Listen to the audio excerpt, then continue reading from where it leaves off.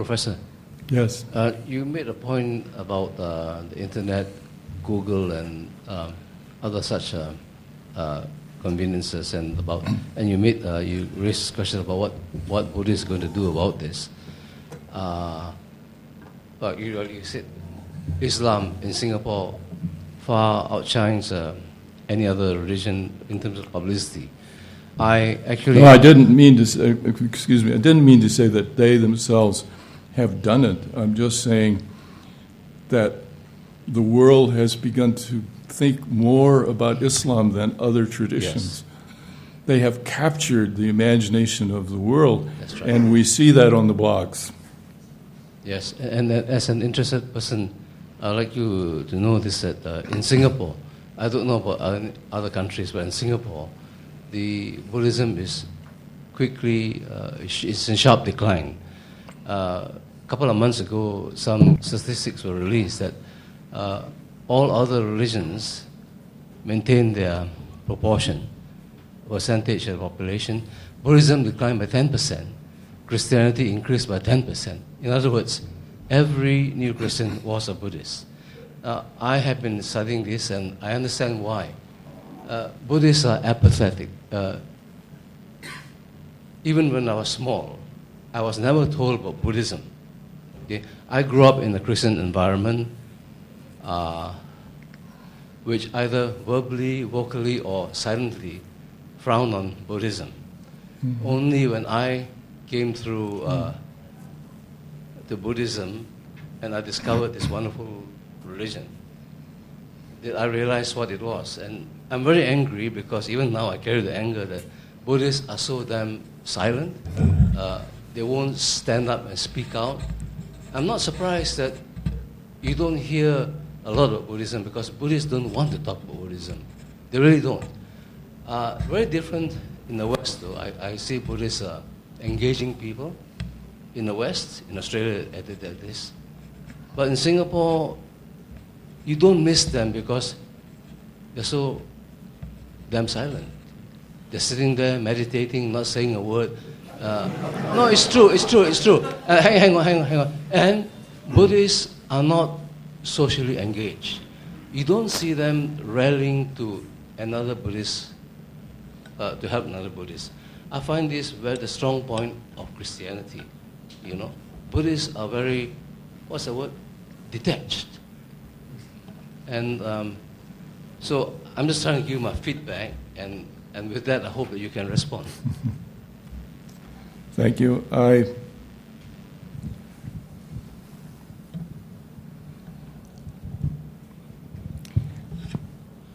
usually don't trust the counting of Buddhists. Buddhists are very hard to count. They really are.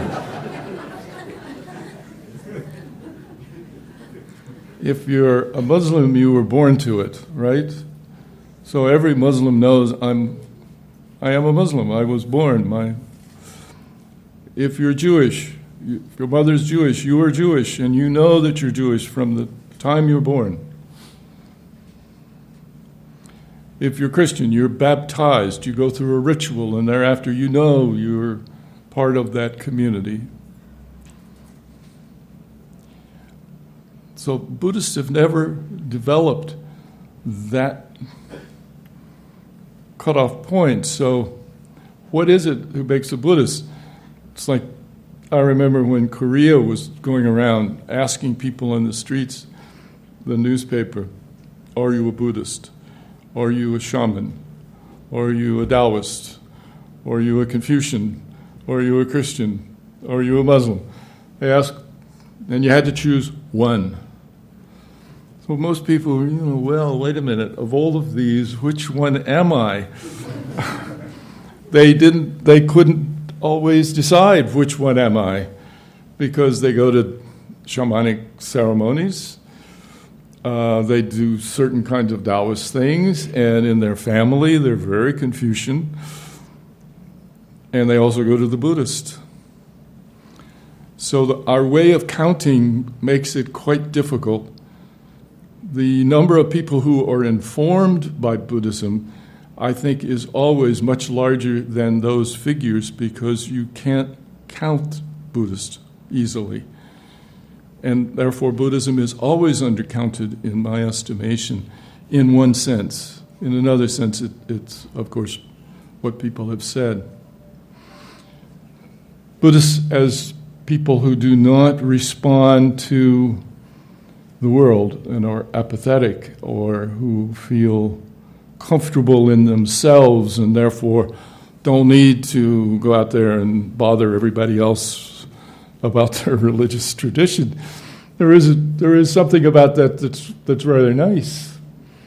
And that's one of the things which has, I think, there is an appeal to that. I don't necessarily think that's all bad by any means. Don't mean to say that. On the other hand, what I'm saying tonight is I do believe that we've reached a point in the world where we have a crisis. And it's a really serious crisis. And this crisis, I think, is not being solved by the very more vocal religions, to be truthful. They are not solving it. They are not really helping us see things as they really are, which is complex. Causality that bounces all over the place, and we have to really work hard at it. So that I think maybe the time is coming in which Buddhists need to begin to think that now is the time to at least present it in some form to people that they can take it or leave it, but to present it. So that's why I use the word inform. We need to inform people. Here it is.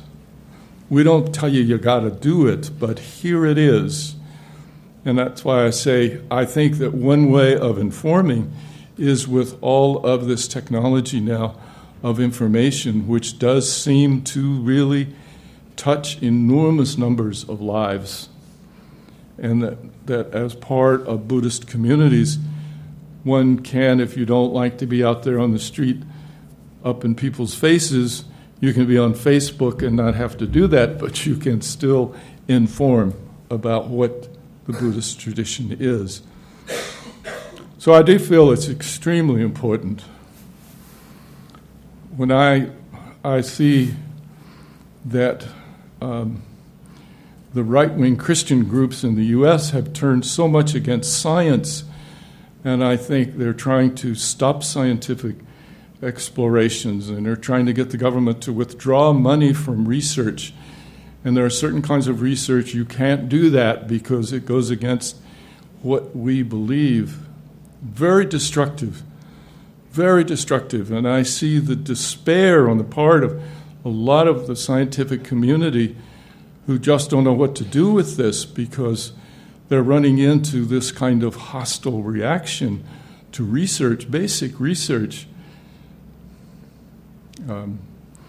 So if you've got to convince people that the world was created 4,000 years ago, and you have got to convince people that there is only one solution to the problem, and you go out there and you wreck the whole system that's trying to solve the problems, that's dangerous.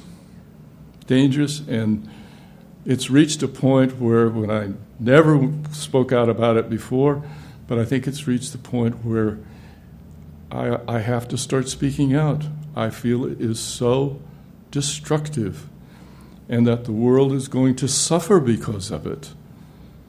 And these beliefs are not just neutral. These beliefs can be toxic, and they can really affect everything that we do.